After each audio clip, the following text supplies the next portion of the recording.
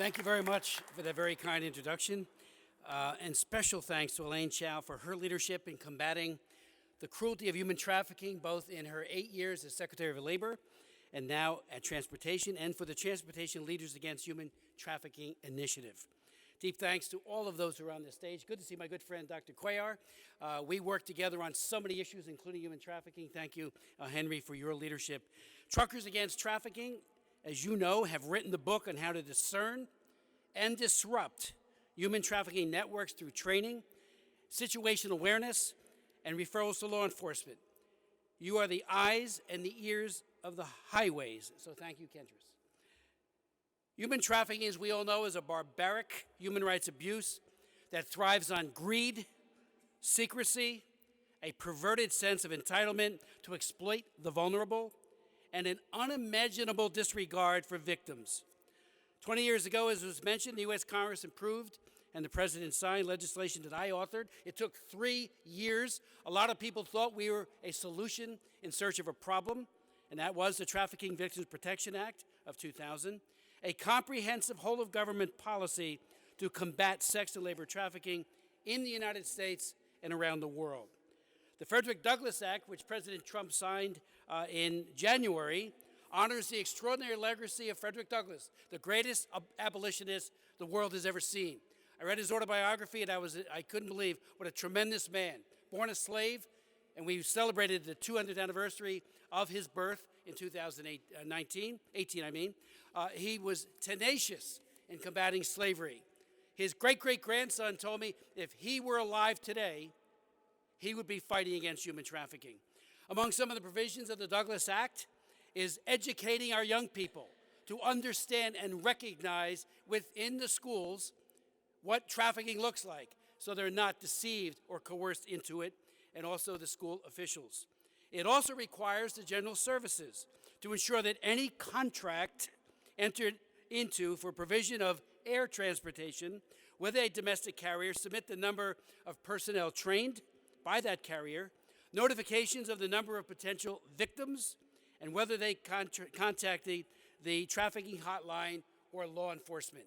Delta has done a magnificent job in training their flight attendants. Others are now following suit so that they are situationally aware, eyes and ears, not on the highways, but in the skies, to mitigate and hopefully interdict by telling the pilot, who then tells law enforcement to be at the gate, to interdict and to separate and find out whether or not there's a trafficking in process. In 2010, I chaired a congressional hearing and heard from Nancy Rivard of the Airline Ambassadors International, and she told amazing stories of interventions, including a child sex trafficking ring out of Haiti and also out of the Soviet Union, out of Russia, I should say, and how because that flight attendant knew or thought what she saw was a trafficking incident, got to law enforcement, and many, many were saved. She is now in El Salvador. I talked to her yesterday, organizing and trying to get other nations to have that kind of awareness training. It is remarkable that more than 100,000 aviation officials have been trained through the Blue Lightning Initiative. So again, this whole of government idea, and transportation is doing a wonderful job under Elaine Chao to continue and to expand and to follow this pledge we are all making. In 2008, I introduced the International Megan's Law, and I'll be very brief on that. Megan Kanka was a little girl in my hometown who didn't know that a convicted pedophile lived across the street from her.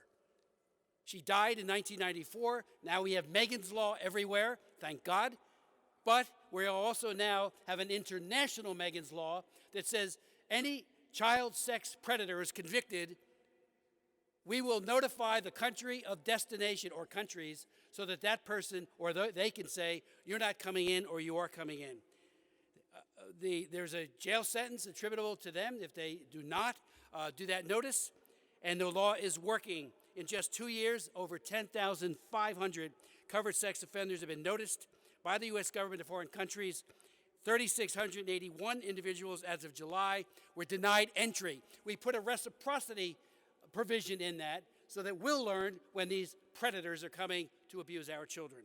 Finally, and he was far too modest a moment ago, Utah Attorney General Sean Reyes not only has a great strategy in Utah and in the region, and has a great impact on U.S. policy. But when I learned of his amazingly heroic and brilliantly planned and executed undercover 2004 sting in Cartagena, Colombia, in which he and others posed as sex tourists to disrupt 3 trafficking rings in the Colombian country of Colombia, they rescued 120 children, boys and girls. He testified at one of my hearings in May.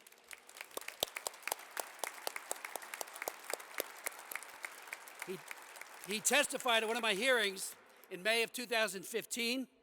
And again, he was an undercover buyer, very, very dangerous, particularly in that part of the world, but anywhere where there's traffickers, it's dangerous.